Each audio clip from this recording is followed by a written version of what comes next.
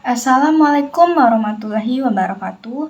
Perkenalkan, nama saya Angel Aprilia Israwanto dengan NIM 2305135163 dari kelas 2C Pendidikan Matematika Universitas Riau. Saya di sini akan menjelaskan tugas saya mengenai pengembangan peserta didik dengan dosen pengampu Bu Ibu Wilasari Arien MPD. Baiklah, saya di sini akan menjelaskan tentang dasar-dasar perkembangan peserta didik. Stay tune ya. Dasar perkembangan peserta didik ada 3, yaitu yang pertama, konsep dasar perkembangan dan pertumbuhan, yang dimana perkembangan adalah proses perubahan yang bersifat kualitatif dan kompleks, yang terjadi pada individu secara berkesinambungan dan terarah. Perkembangan mencakup aspek fisik, kognitif, sosial, emosional, dan moral. Sedangkan pertumbuhan adalah proses perubahan yang bersifat kuantitatif yang terjadi pada individu yang dapat diukur secara objektif, seperti tinggi badan, berat badan, dan lingkar kepala. Apa sih perbedaan pertumbuhan dan perkembangan? Yang pertama, berdasarkan sifat, yang dimana perkembangan bersifat kualitatif sedangkan pertumbuhan bersifat kuantitatif.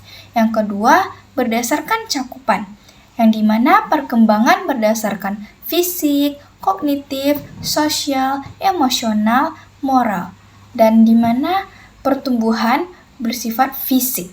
Yang ketiga, berdasarkan pengukuran, yang dimana perkembangan sulit untuk diukur, sedangkan pertumbuhan mudah untuk diukur.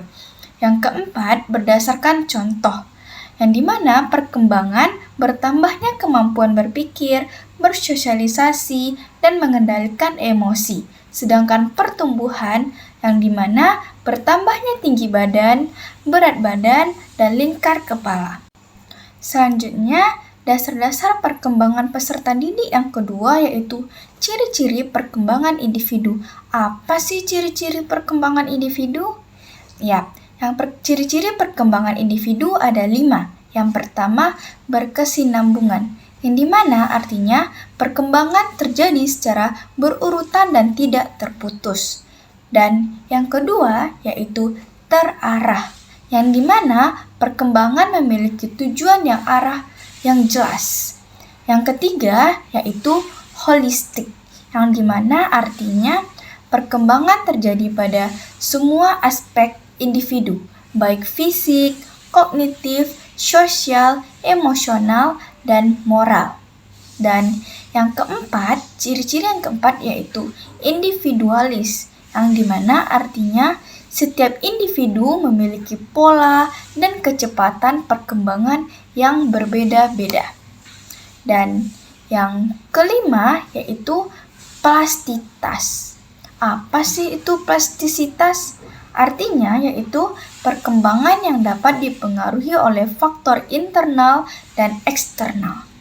Nah, yang terakhir, dasar-dasar perkembangan peserta didik yang ketiga yaitu prinsip perkembangan individu, yang dimana prinsip perkembangan individu ini ada 5.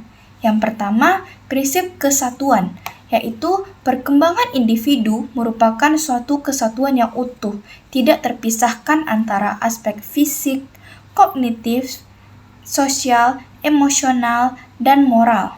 Sedangkan prinsip yang kedua yaitu prinsip aktivitas, yang dimana artinya perkembangan individu terjadi karena adanya aktivitas dan interaksi dengan lingkungan. Dan prinsip yang ketiga yaitu prinsip interaksi, yang dimana artinya perkembangan individu dipengaruhi oleh faktor internal dan eksternal. Dan prinsip yang keempat yaitu prinsip korelasi, yang dimana artinya perkembangan berbagai aspek individu saling berkaitan dan mempengaruhi antara satu dengan yang lainnya.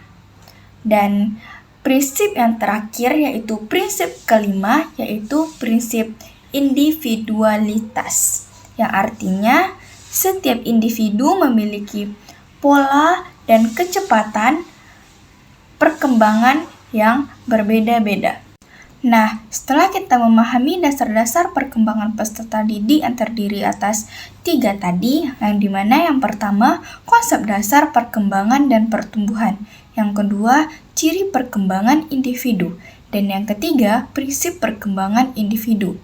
Maka kita akan dapat memahami dasar-dasar perkembangan peserta didik yang sangat penting bagi pendidik dalam merancang pembelajaran yang sesuai dengan kebutuhan dan karakteristik mereka.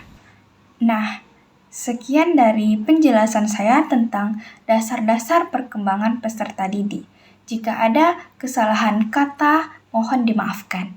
Wassalamualaikum warahmatullahi wabarakatuh.